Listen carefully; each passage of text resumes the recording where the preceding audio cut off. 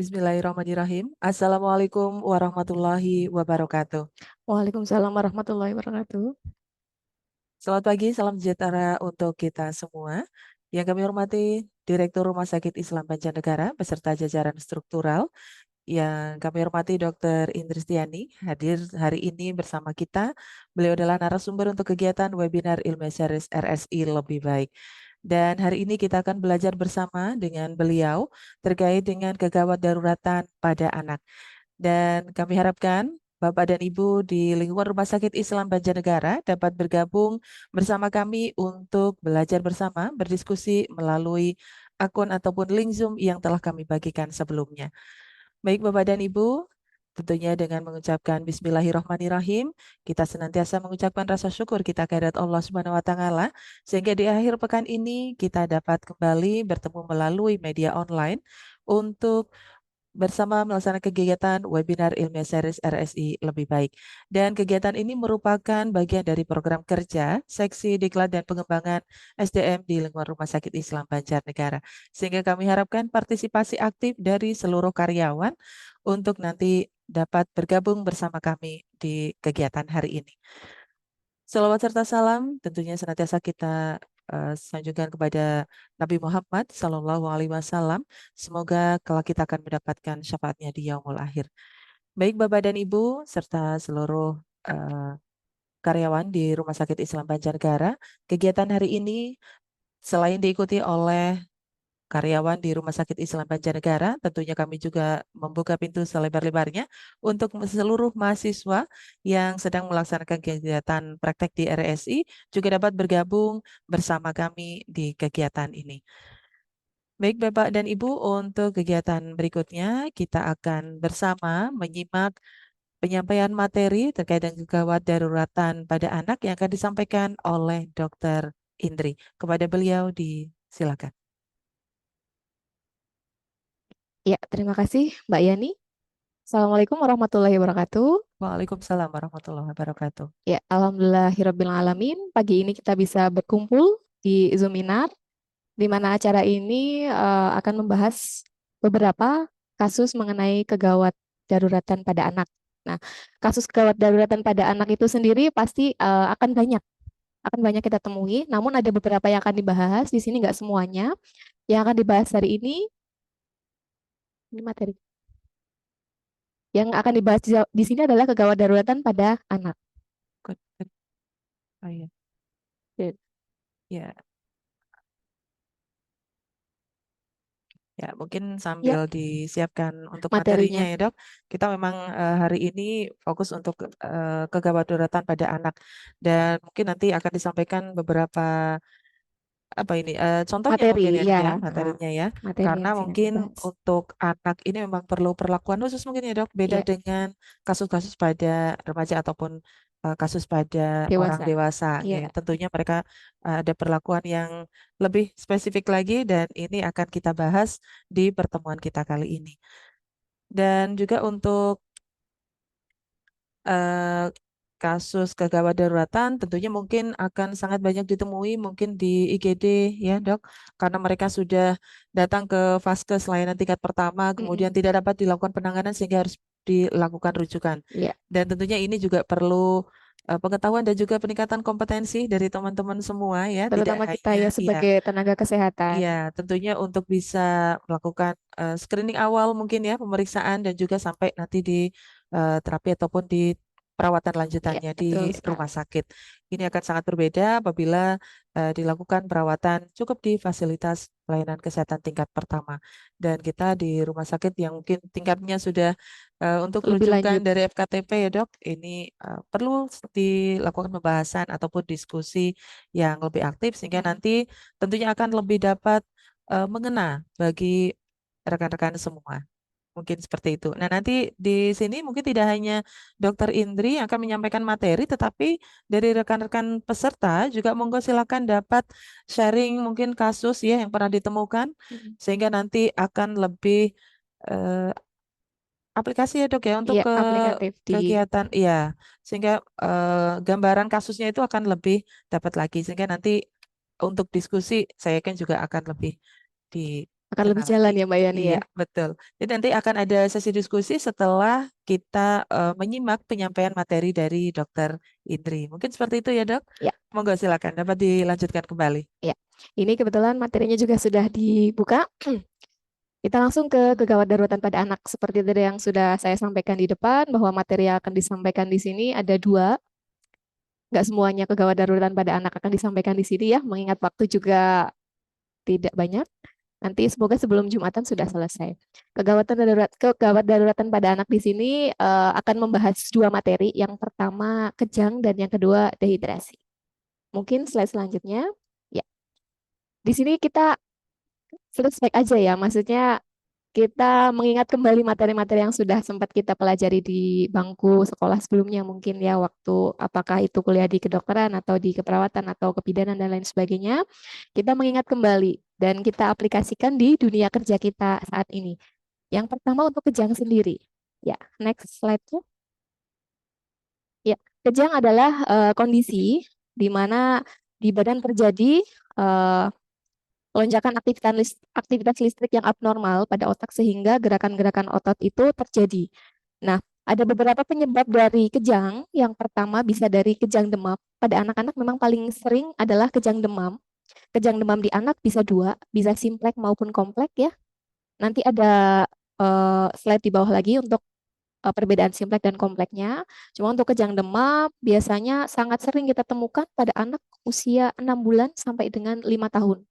Nah, kondisi kejang yang paling sering disebabkan karena demam itu ketika demamnya lebih dari 38 derajat Celcius. Nah, kemudian penyebab yang lain ini ensefalitis, meningitis, meningoencephalitis, kemudian ada epilepsi, ada juga abses otak atau kelainan organik lain dalam otak. Tetapi yang paling banyak kita temukan itu adalah kejang demam, baik simplek maupun komplek ya. Ya, selanjutnya. Nah, di sini akan dibedakan antara kejang demam simplek dan komplek. Yang pertama untuk kejang demam simpleknya dulu. Kejang demam simplek itu terjadi kejang umum. Umum itu maksudnya seluruh badan, di mana kejangnya itu bisa bersifat tonik, klonik, atau bisa tonik-klonik. Nah, tonik itu yang kaku semua badan, yang ekstensi ya. Sedangkan untuk klonik itu yang nekuk. Terus berlangsungnya singkat bisa kurang dari 15 menit. Bahkan hitungan detik pun itu juga sudah bisa masuk jadi demam, kejang demam. Gitu. Terus tidak berulang dalam 24 jam. Jadi dalam 24 jam hanya satu kali saja. Ketika demamnya mungkin lebih dari dua kali, walaupun hanya sebentar, mungkin 1 menit, 2 menit, tetapi yang masuknya bukan kejang demam simplek lagi, melainkan kejang demam yang kompleks. Nah, terus yang selanjutnya adalah tanpa kelainan neurologis sebelum dan juga sesudah kejang. Nah, neurologis itu apa aja? Nah, itu termasuk juga kayak penurunan kesadaran, kemudian mungkin bisa jadi ada tidaknya kelemahan ekstremitas, kemudian juga ada yang lain juga, semisal eh, mungkin bisa amnesia, itu bisa jadi ya, itu termasuk juga kelainan neurologis. Ya, untuk yang selanjutnya, kejang demam kompleks. Kejang demam kompleks di sini ada beberapa poin-poin yang menjadi pembeda dengan kejang demam simpleks. Yang pertama, kejang demam kompleks itu dia biasanya berlangsung lebih dari 15 menit. Kemudian kejangnya vokal atau parsial, atau kejang vokal, vokal yang hanya setempat, kemudian menjadi umum, dan juga bisa berulang dalam 24 jam. Nah, selain itu, dengan pembeda yang sebelumnya, yang tadi kejang demam simpleks itu tidak ada kelainan neurologis, kejang demam kompleks bisa jadi ada kelainan neurologis. Ya, itu untuk perbedaan dari kedua kejangnya itu ya. Nah, kenapa sih kejang itu bisa menjadi kegawat daruratan atau apa saja yang perlu kita perhatikan kalau misalkan kejang itu terjadi pada anak-anak? Yang pertama, benar nggak ada tidaknya kejang? Apakah betul kejang atau bukan ya? Karena kadang ada juga menggigil ternyata diartikan sebagai kejang. Nah, itu yang mungkin bisa kita waspadai, betul tidak ada kejang atau tidak. Kemudian yang kedua, jenis kejangnya seperti apa? Apakah jenis kejangnya itu tonik, klonik, vokal, parsial, terus kesadarannya, ya kesadarannya apakah dia CM atau dia malah penurunan kesadaran. Setelah itu juga lama kejang ya, lama kejang itu akan menentukan prognosis dari kondisi anak tersebut. Semakin lama kejang itu berlangsung, maka prognosisnya juga akan semakin buruk. Setelah itu bisa jadi kan demam bisa jadi kejang demam karena suhu yang terlalu tinggi ya. Nah, berarti kita bisa perhatikan juga suhunya sebelum dan juga saat kejang. Atau mungkin pos kejang juga bisa kita pantau. Terus selanjutnya yang perlu kita perhatikan adalah frekuensi. Frekuensi itu berapa kali dalam satu hari. Andai kata lebih dari 24 jam berarti dia sudah masuk kejang demam kompleks ya. Kemudian yang selanjutnya interval. Interval itu jarak antara kejang yang pertama dengan kejang selanjutnya. Kemudian andai kata nanti kejang lagi, berarti kita perlu perhatikan juga intervalnya.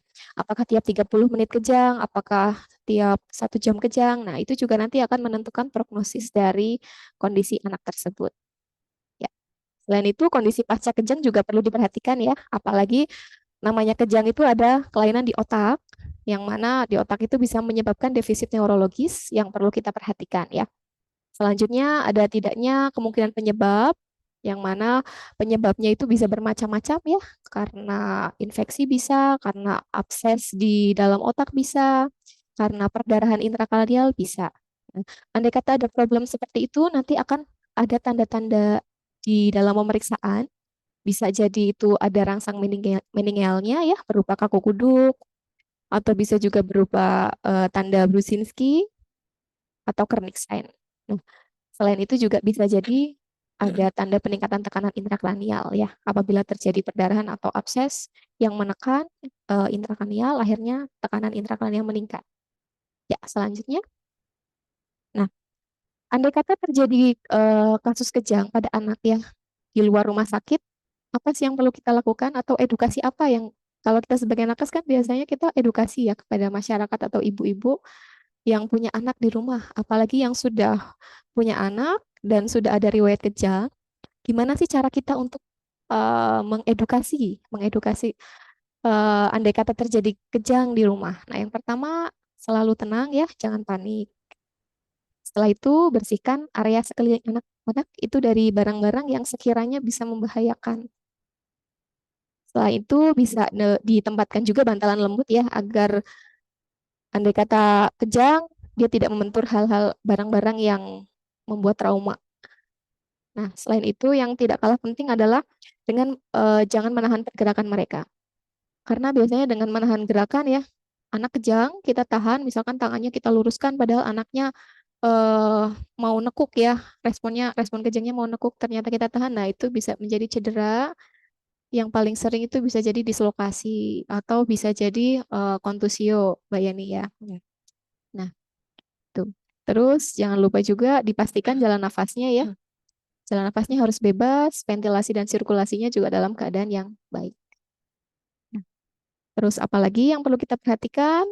Ini saat di luar ya, saat di luar, otomatis kan mungkin banyak yang nggak ada obat anti kejang di rumah. Kalau nggak ada anti kejang ya mau gimana kita perhatikan dulu. Perhatikan dulu jenis kejangnya seperti apa, kemudian lama kejangnya seperti apa, gitu. Setelah itu, setelah kejangnya sudah mulai tertangani, sudah mulai berhenti, atau sudah transportable ya kita bisa membawa pasien ke IGD yang paling dekat. Ya, selanjutnya. Nah, ini untuk tata laksana ya. Andai kata pasien sudah sampai di dalam IGD, yang bisa kita lakukan sesuai algoritma ini adalah untuk penghentian kejang. Nah, penghentian kejang ini kita bisa yang pertama, andai kata dia belum terpasang IV line, itu dia bisa menggunakan diazepam diazepam perektal.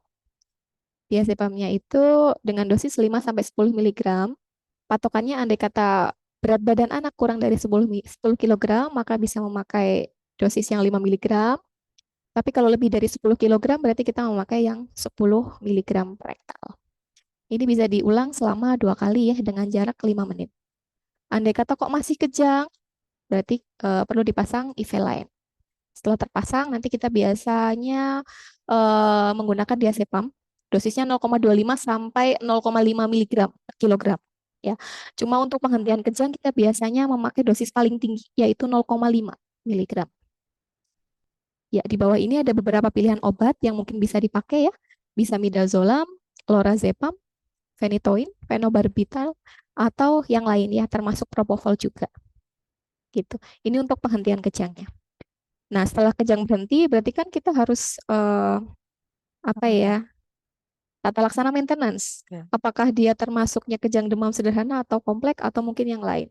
Kalau misalkan dia termasuknya kejang demam simplex, mungkin dengan diazepam dia sudah nggak kejang lagi, berarti tata laksananya dengan kejang demam simplex yaitu dengan diazepam per oral. Tapi kalau misalkan kejangnya masih berulang, berarti dia sudah masuknya ke kejang demam yang kompleks. Kita biasanya menggunakan fenobarbital. Ya. Selanjutnya, nah ini ada beberapa poin penting yang bisa kita pakai untuk membedakan kejang dan menggigil. Bisa juga untuk patokan kita sendiri atau bisa juga patokan kita saat melakukan KIE dengan ibu-ibu mungkin atau yang anaknya pernah ada riwayat kejang. Nah, penyebab pertama, perbedaan dari kejang sama menggigil. Dari segi penyebab, kejang sendiri itu gangguannya terjadi di otak. Bisa macam-macam, bisa karena yang pertama tadi, seperti yang sudah dijelaskan di depan, kejang demam. Kejang demam itu semakin meningkatnya suhu, berarti kan metabolisme basalnya semakin meningkat. Nah, akhirnya pemakaian O2 di dalam tubuh itu juga akan meningkat, sehingga terjadi perbedaan ion kalium natrium, akhirnya ketidakseimbangan itu yang menyebabkan kejang. Nah, tapi selain itu juga dia bisa jadi ada penyebab lain, misalkan epilepsi atau yang lain. Seperti yang sudah disebutkan di depan itu tadi ya, ada abses otak, ada juga bisa perdarahan juga bisa. Nah, kalau untuk menggigil sendiri itu biasanya disebabkan karena suhu rendah. Yang paling sering suhu rendah, walaupun suhu tinggi juga biasanya bisa menyebabkan menggigil, tapi paling sering suhu yang rendah. Ya. Kemudian untuk perbedaan kejang dan menggigil yang kedua itu dari gejalanya. Yang pertama dari kejang itu gerakannya lebih tidak terkendali. Jadi semuanya sendiri tidak bisa diatur. Terus gerakannya juga cenderung berulang-ulang. Dan saat terjadi kejang itu biasanya ada kondisi wajah dan mulut yang kontraksi. Sedangkan untuk menggigil sendiri itu biasanya kondisi badannya itu biasanya berkeringat dingin. Selain itu juga ada gigi gemeretak dan juga badan lebih membungkuk. Posisi badannya itu membungkuk. Nah, selain itu yang ketiga dari segi kesadaran ya. Kesadaran untuk kejang sendiri cenderung tidak memiliki kendali tubuh. Dan juga tingkat kesadaran bisa berbeda-beda ya. Bisa dari CM, bisa apatis, bisa bahkan mungkin koma, bisa jadi seperti itu.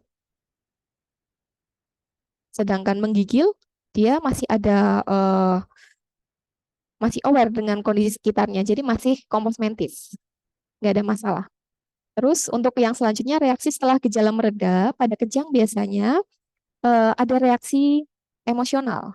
Mungkin bingung, mungkin cemas ya, takut juga bisa juga dengan penurunan kesadaran. Namun menggigil biasanya tidak ada perubahan emosi. Ya. Selanjutnya, yang kedua akan dibahas di sini yaitu dehidrasi. Nah, dehidrasi itu adalah kondisi di mana tubuh kehilangan lebih banyak cairan daripada yang diterimanya. Tuh. Nah, penyebabnya apa sih dehidrasi itu? Yang pertama adalah, lanjut Mbak. Yang pertama bisa karena dehidrasi, bisa muntah, ya, diare berlebih, muntah berlebih itu juga bisa mengakibatkan kehilangan cairan yang banyak. Kemudian aktivitas yang terlalu berlebih itu juga bisa menyebabkan cairan di dalam tubuh sangat berkurang ya. Cuaca cuaca tinggi menyebabkan berkurangnya cairan dalam tubuh. Kemudian luka bakar juga bisa menyebabkan dehidrasi juga, terutama luka bakar yang luas, persentase luas. Ya. Untuk derajat dehidrasi sendiri, ini ada beberapa. Yang pertama, dehidrasi ringan, dehidrasi sedang, dan juga dehidrasi berat. Dehidrasi ringan sama sedang ini biasanya agak mirip-mirip. Jadi kadang ada yang mencampurnya juga, ya. Jadi disebutnya sebagai dehidrasi ringan sedang. Ya. Bedanya apa sih dehidrasi berat, ringan, sedang? Nah, ini ada tabel di mana tabel ini menunjukkan beberapa perbedaan di antara derajat dehidrasi yang sudah disebutkan di atas tadi. Yang pertama, ini untuk dehidrasi berat. Dehidrasi berat itu kehilangan cairannya lebih dari 10% berat badan. Nah, kemudian terdapat beberapa tanda dari dehidrasi. Yang pertama, kondisi umumnya lemah. Lemah, letargis, atau bahkan tidak sadarkan diri. Kemudian untuk yang kedua, ubun-ubun besarnya cekung, kemudian matanya juga cekung. Selanjutnya, malas minum atau tidak dapat minum. Jadi anaknya sudah nggak mau ngapa-ngapain, sudah pasif sekali. Kemudian yang terakhir itu turgor atau cubitan perutnya kembali sangat lambat. Atau kapilari refillnya juga di jari bisa dicek nanti bisa lebih dari 2 detik itu sudah menjadi salah satu tanda dari dehidrasi berat. Nah, ketika kita menemukan 2 atau lebih tanda di bawah di atas itu yang sudah disebutkan, maka kita bisa menggolongkan pasien tersebut, anak tersebut ke dalam dehidrasi berat. Terapinya juga nantinya akan berbeda. Nah, selanjutnya untuk dehidrasi ringan sedang, ini kehilangan cairannya 5-10% berat badan. Nah, ada 2 atau lebih tanda, tapi tandanya beda dari tanda dehidrasi berat. Tanda yang pertama adalah rewel, gelisah, cengeng. Ya, itu biasanya seperti itu. Masih tampak kehausan ya, kalau dikasih minum biasanya minumnya lahap sekali.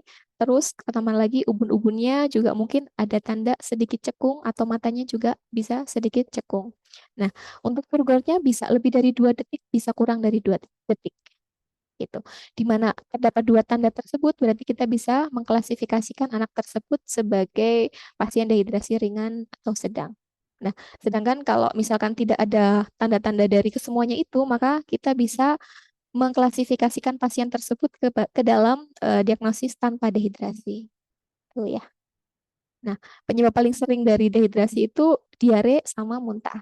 Mungkin banyak dari teman-teman IGD yang dapat kasus diare kemudian muntah, terdapat gejala-gejala seperti itu, baik itu dehidrasinya ringan, sedang, ataupun berat, kemudian dilakukan tata laksana rawat inap. Nah, ini ada tabel penanganan dehidrasi ya.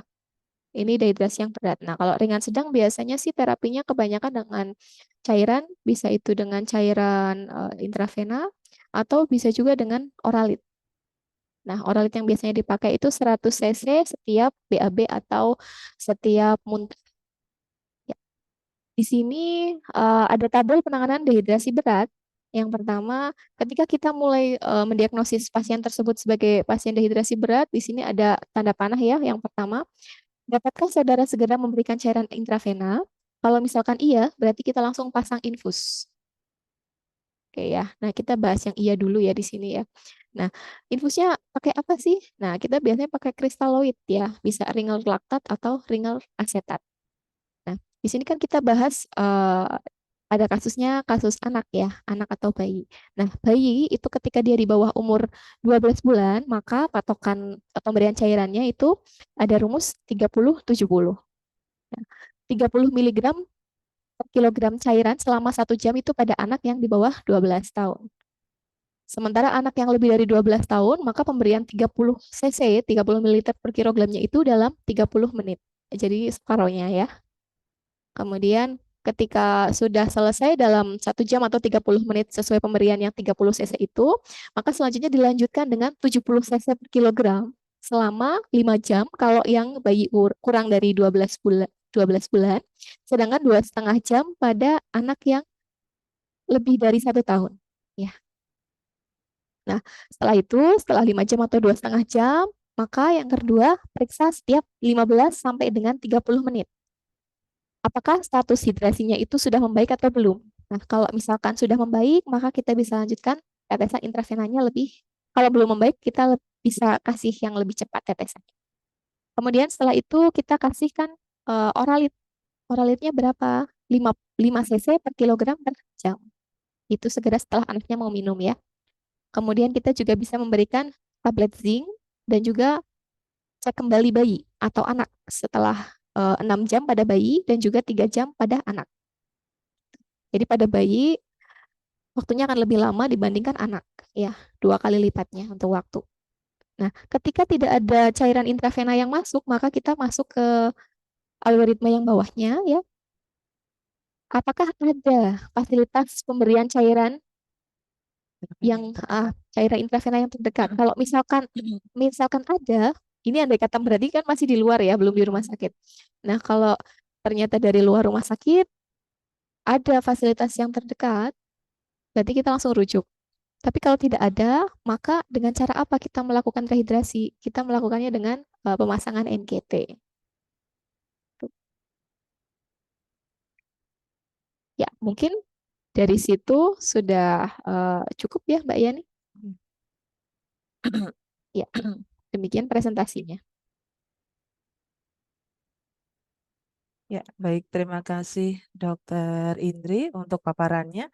Ya, tadi sudah disampaikan ya oleh narasumber kita hari ini terkait dengan materi kegawat daruratan pada anak, bahwa tadi disampaikan oleh Dokter Indri ada dua contoh ya untuk kegawat daruratan ini, yaitu terkait dengan kejang dan juga dehidrasi. Dan mungkin Bapak dan Ibu sebelumnya dari tadi malam juga sudah kami bagikan untuk link pretest ya. Jadi tadi materinya adalah membahas soal-soal yang kemarin mungkin sudah dikerjakan oleh Bapak dan Ibu dengan tentunya nilai juga sangat variatif ya. Nah, ini adalah materi yang tadi disampaikan tentunya untuk kita bisa mereview ya. Barangkali masih ada yang kelupaan antara kemarin itu yang masih banyak ke bolak-balik itu di dehidrasi sedang dengan berat, Dok. Nah, ini mungkin tadi sudah Iya, digarisbawahi oleh Dokter Indri ya, terkait dengan tingkat kesadaran, kemudian juga kehilangan cairannya berapa mm-mm. persen. Kemudian mungkin yang sangat atas adalah jangan lupa untuk dicek ubun-ubunnya ya, Dok ya. Kalau Iya untuk betul. yang bayi dan anak, apalagi mungkin kalau kasusnya bayi atau anak yang obes ya, Dok, itu kadang agak susah Agak kalau susah kita karena ketutup melihat lemak ya, Mbak. ya turgor kulit kayaknya masih bagus ya, tetapi mungkin bisa dicek yang lain. Dan tadi juga disampaikan oleh Dokter Indri terkait dengan algoritma ya, baik baik dari penanganan kejang maupun juga untuk yang dehidrasi. Tadi disampaikan oleh Dokter Indri. Karena kita fokusnya adalah pelayanan di rumah sakit, tentunya tadi yang disampaikan di awal adalah penanganannya juga di rumah sakit Iya, sudah ada yang di awal disampaikan ya di awal juga. sebelum di rumah sakit Iya, dan sebelum di setelah di rumah rumah sakit. sakit juga sudah disampaikan oleh Dokter Indri. Kaitannya tadi apa? Kalau misalnya ada kejang, kita juga harapannya jangan panik ya. Tetapi kayaknya itu tetap Tetap mau panik. kita tenaga kesehatan atau bukan, kalau udah menghadapi kasus seperti itu, apalagi kok orang terdekat, itu pasti akan panik ya, Dok. Dan ini juga mungkin semoga bukan jatuhnya di keluarga terdekat kita, tetapi apa yang tadi disampaikan oleh Dokter Indri tentunya akan menambah wawasan kita Iya. juga. Oke, dan tadi juga sudah disampaikan di algoritma bahwa untuk pemberian cairan Mm-mm. larutan gula garam ya, Dok ya, itu yang dulu itu kalau di zamannya saya itu sangat melekat, LGG atau Oralit ya. Iya, 1 sendok makan gula plus 1 sendok teh garam garam. dilarutkan dalam 200 cc Sesi. air ya, Dok Iya, ya, kalau betul. nggak salah. Ya, itu Mm-mm. walaupun mungkin memang karena prinsipnya pada penanganan diare itu kan rehidrasi ya, Dok. Nah, itu memang harus bertahap pemberiannya. Dan untuk yang diberikan pasien ataupun yang dilakukan dengan nasogastrik itu tidak, kalau tidak salah tadi adalah 20 mililiter gitu Iya. dalam sekian jam. Nah, itu juga mungkin masih ada beberapa rekan-rekan yang masih keliru untuk memilih jawaban di link pretest yang kemarin sudah kami bagikan. Nah, mungkin nanti setelah mendapatkan materi dari Dokter Indri tadi, nanti pada saat mengisi post testnya, tentunya Bapak dan Ibu akan mengingat tadi yang sudah disampaikan oleh Dokter Indri. Baik, Bapak dan Ibu, tadi materi sudah disampaikan.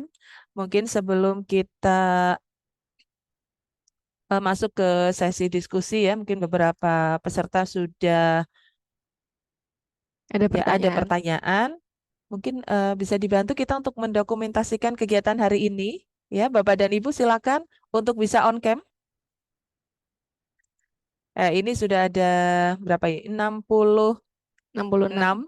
Ya, 66 dengan kami ya. Monggo silakan. Wah, ada Mbak Pita. Cantik sekali. Mbak Yun Purwanti juga selamat pagi. Terima kasih Mbak Nanda. Ya, kami jadi bisa mengabsen satu persatu ya. Pak Miftahul Fala. Oke, terima kasih. Monggo silakan. Ya, ada Mbak Ismi. Wah, luar biasa. Terima kasih di sela-sela kesibukan panjenengan semua sudah meluangkan waktu untuk bisa belajar bersama dengan Dokter Indri hari ini. Oke, mungkin kita bisa ambil gambar untuk slide yang pertama. Monggo silakan bisa kasih gaya tercantik atau tergantengnya. Wah, ada Mas Susilo. Oke. Ya. On Ya, cam-nya monggo masih silakan sebagian. mungkin ya sudah bergabung silakan untuk on cam. Kita ambil gambar ya. Ya, Mas Sahid, oke boleh. Kasih belah tengah, kasih belah samping boleh, Mas Sahid.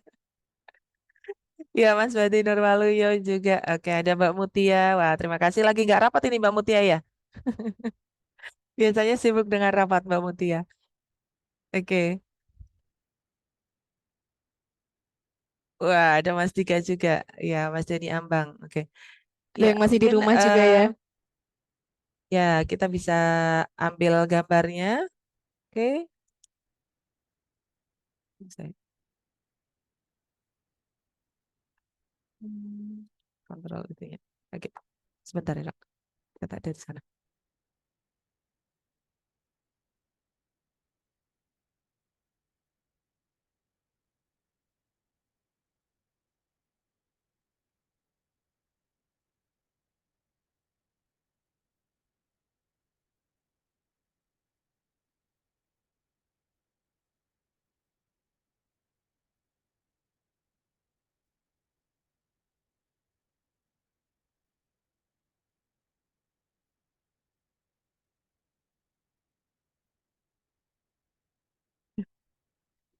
Penting. Ayo Mbak Yani. Oke ya, mohon maaf. Tadi sudah kita ambil beberapa slide ya dari teman-teman semua untuk peserta kegiatan hari ini. Tentunya ini juga menjadi bukti dokumentasi kegiatan kita. Terima kasih Bapak dan Ibu. Ya, mungkin kita sambil membahas untuk materi hari ini. Monggo silakan Bapak dan Ibu yang ada pertanyaan dapat menyampaikan melalui room chat ya. Ini mungkin satu persatu akan kami bacakan. Yang pertama pertanyaan datang dari Mbak Umuhani. Izin bertanya dok, untuk pasien anak kejang, penanganannya harus dikasih anti kejang atau tidak kalau di rumah sakit? Bolehkah perawat memberikan anti kejang sesuai SPO yang ada atau harus menunggu lapor dokter dan menunggu advis? Monggo silakan dokter. Iya. Untuk tata laksana kejang kan memang harus segera diberikan. Harus segera diberikan ketika anak tersebut kejang ya. Jadi harus segera diputus kejangnya. Karena semakin lama kejang, maka kondisi saraf yang di dalam otak itu akan semakin kurang baik. Nah, ketika terjadi kejang, andai kata di IGD kan pasti ada dokter IGD-nya ya. Jadi langsung diberikan penanganan sesuai dengan advis dari dokter tersebut. Tetapi andai kata di ruangan, mungkin ini Bu Umuhani pengalaman di ruang Firdaus ya. Ketika terjadi kejang, apa yang harus dilakukan? Ya memang harusnya segera diputus kejangnya.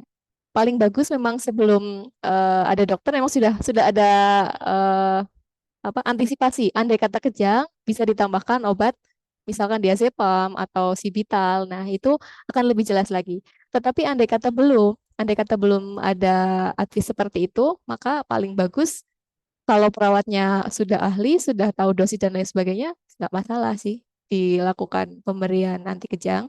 Tapi kalau misalkan nggak yakin ya, karena dosis juga kan bermacam-macam ya, dosis pemutusan kejang aja diazepam 0,25 sampai 0,5.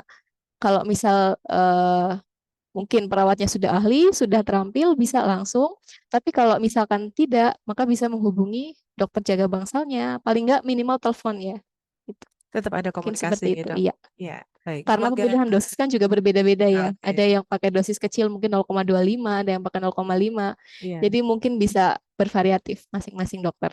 Baik, semoga cukup menjawab ya Mbak Umuhani. Ya, kalaupun misalnya ada pertanyaan lain, monggo dipersilakan ataupun mungkin ada yang perlu didiskusikan lagi, dapat disampaikan melalui room chat ataupun dapat disampaikan langsung dengan mengaktifkan mic. Oke, untuk pertanyaan, oh ini malah bukan pertanyaan, Mbak Vega ya. Oh, sahabat kostum dasteran Mbak Barka, oke, nggak apa-apa Mbak Vega ya. Mungkin untuk pertemuan berikutnya nanti, walaupun mungkin posisi lagi libur di rumah ataupun mungkin jaga siang ataupun yang lainnya, bisa tetap bergabung bersama kami. Baik, Bapak dan Ibu, monggo silahkan. Barangkali ada yang mau didiskusikan ataupun belajar dari kasus, juga bisa, monggo dapat didiskusikan bersama narasumber kita hari ini.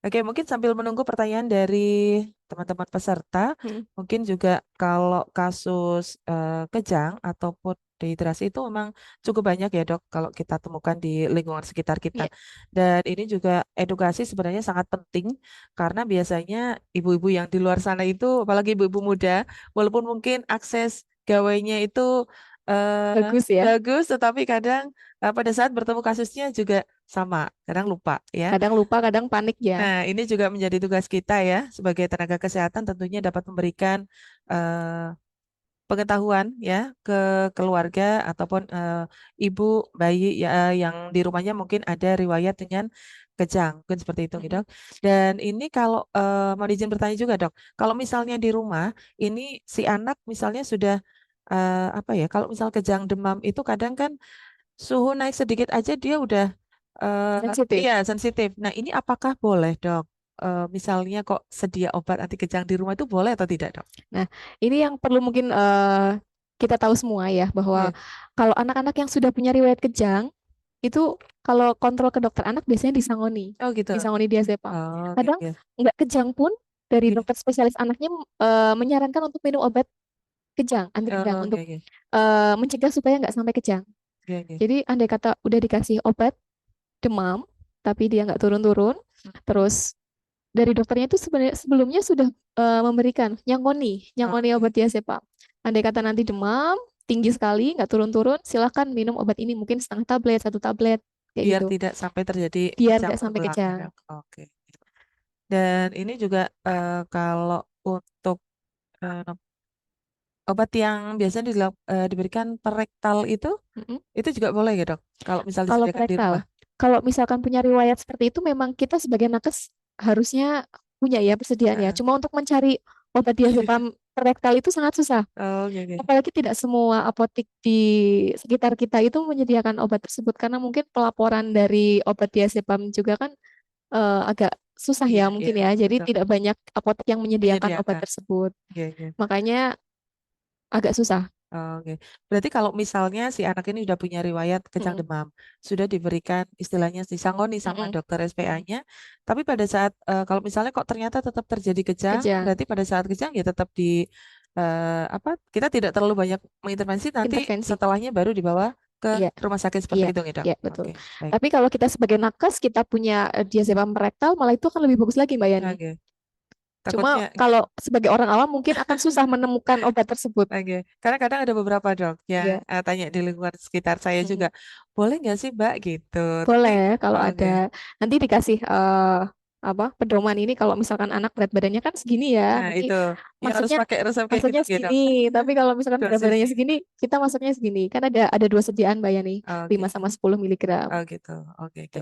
Ini juga perlu diinfokan juga ya ke eh, ibu-ibu yang punya bayi ataupun balita dengan riwayat kejang Iya. demam.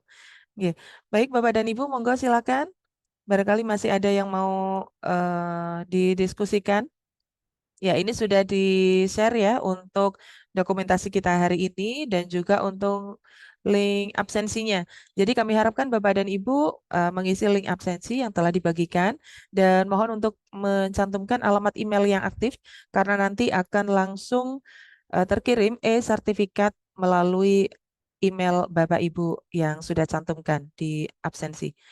Dan ini akan kami input ke dalam capaian jam pelatihan setiap karyawan di lingkungan Rumah Sakit Islam Banjarnegara. Mungkin dapat kami sampaikan bahwa untuk seluruh karyawan minimal adalah 20 jam pelatihan per tahun.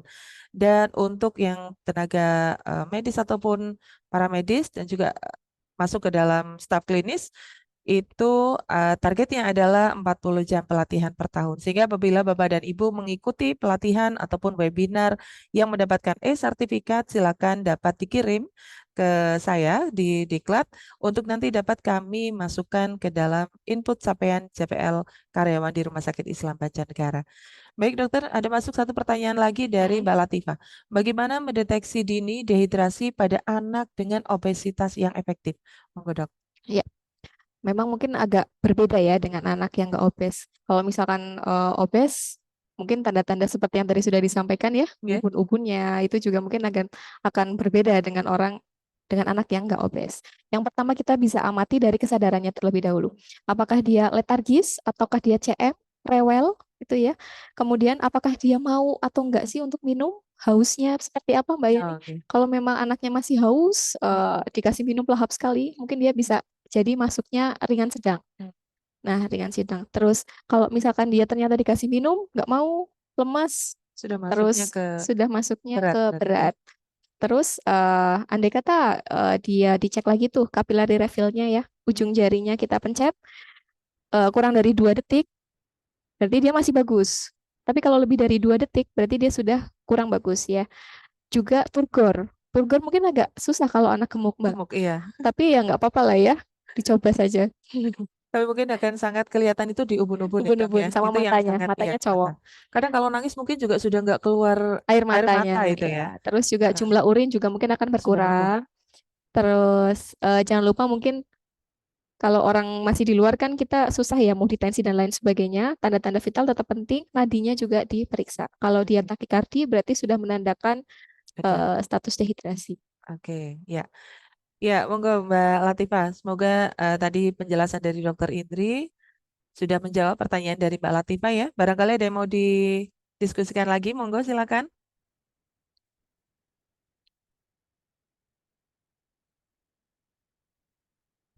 Ya, mungkin dari eh, materi hari ini, mungkin ada poin-poin penting mungkin dari Dokter Indri untuk menggarisbawahi ataupun yang mau disampaikan Ya. untuk resume hari ini. Monggo silakan, Dok. Untuk resum hari ini, yang paling kita perhatikan itu kegawat daruratan pada anak itu sangat cepat sekali terjadi ya, terutama dehidrasi. Karena kadang mungkin kita lihat sekarang belum belum ada dehidrasi, tapi mungkin setelah diobservasi di rumah, mungkin bisa jadi dehidrasinya menjadi ringan sedang atau bahkan menjadi berat. Jadi kondisi dehidrasi itu bisa sangat cepat sekali. Dari yang mungkin awalnya itu bagus atau baru ringan sedang, ternyata bisa perburukan menjadi dehidrasi berat itu sangat sangat mungkin pada anak-anak. Dibanding sama dewasa ya, yang anak-anak itu akan lebih rawan perburukannya. Jadi tetap waspada kondisi-kondisi seperti itu pada anak. Terus untuk kejang, kejang itu karena problemnya di otak ya, otomatis dia akan mempengaruhi perkembangan dan juga pertumbuhan andai kata terjadi kejang yang prognosisnya kurang baik. Prognosis yang kurang baik itu ketika terjadi kejang yang sangat sering intervalnya, frekuensinya juga lebih banyak, itu akan prognosisnya akan lebih buruk dibanding sama yang kejangnya hanya simplex satu kali terus dibanding dengan yang lain. Itu saja sih mungkin sementara Baik. rangkuman dari hari ini, Iya. Mbak Yani. Terima kasih Dokter Indri sudah berkenan hadir bersama kita di sini dan juga terima kasih untuk sharing ilmunya, Dok. Semoga menjadi amal jariah Dokter Indri. Amin. Baik, kami ucapkan banyak terima kasih kepada Bapak dan Ibu yang telah mengikuti kegiatan pada pagi hari ini. Semoga yang disampaikan oleh Dokter Indri tentunya memberikan penyegaran ilmu kita kembali ya. Dan kami harapkan Bapak dan Ibu akan tetap mengikuti kegiatan ilmiah series RSI lebih baik untuk agenda berikutnya. Dan link absensi akan kami share kembali. Jadi silakan Bapak dan Ibu memastikan untuk mengisi link absen pada hari ini. Dan nanti setelah kegiatan ini kita tutup, akan kami bagikan kembali link post test dan kami harapkan Bapak dan Ibu mengisi semua. Mungkin kegiatan untuk hari ini kita cukupkan. Terima kasih. Bila taufiq wal hidayah. Wassalamualaikum warahmatullahi wabarakatuh. Waalaikumsalam warahmatullahi wabarakatuh.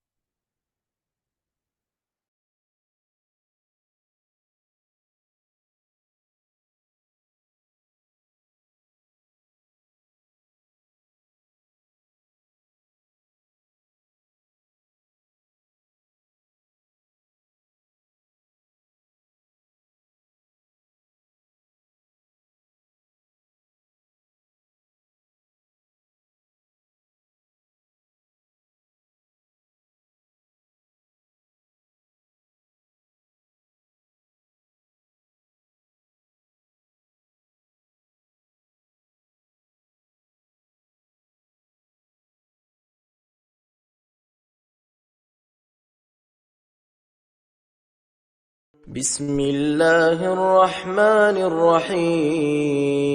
الرحيم ألف لام را تلك آيات الكتاب المبين إنا أنزلناه قرآنا عربيا لعلكم تعقلون نحن نقص عليك أحسن القصص بما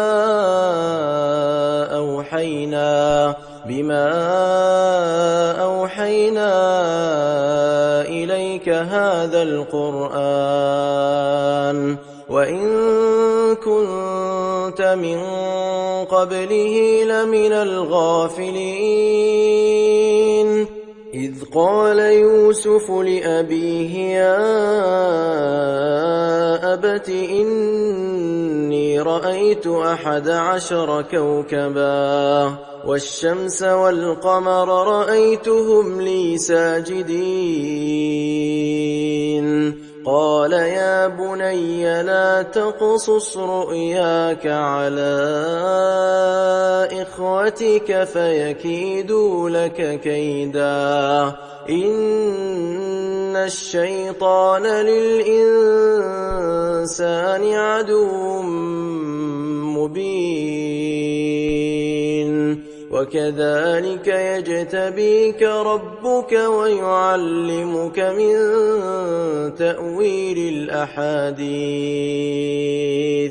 ويتم نعمته عليك وعلى آل يعقوب كما أتمها على أبويك من قبل إبراهيم وإسحاق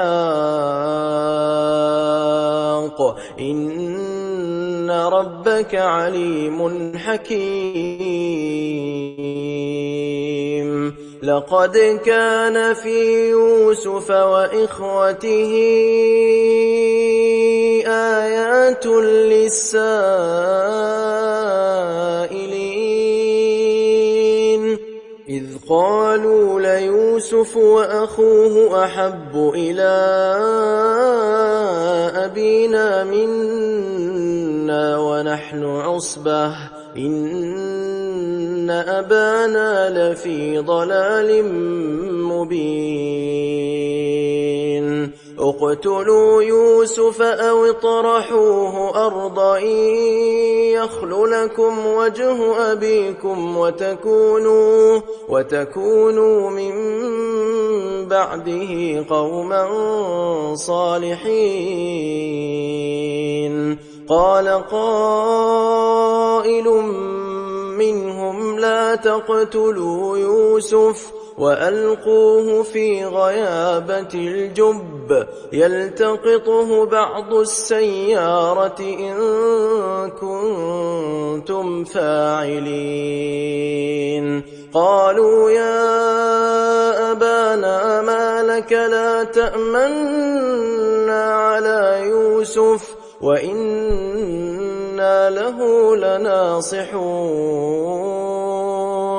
أرسله معنا غدا يرتع ويلعب وإنا له لحافظون قال إني ليحزنني أن تذهبوا به وأخاف أن يأكله الذئب وأنتم عنه غافلون قالوا لئن أكله الذئب ونحن عصبة إنا إذا لخاسرون فلما ذهبوا به وأجمعوا أن يجعلوه في غيابة الجب وأوحينا إليه لتنبئنهم بأمرهم هذا وهم لا يشعرون وجاءوا أباهم عشاء يبكون قالوا يا أبانا إنا ذهبنا نستبق وتركنا يوسف عند متاعنا فأكله الذئب وما أنت بمؤمن لنا ولو كنا صادقين وجاءوا على قميصه بدم كذب قال بل سولت لكم أنفسكم أمرا فصبر جميل والله المستعان على ما تصفون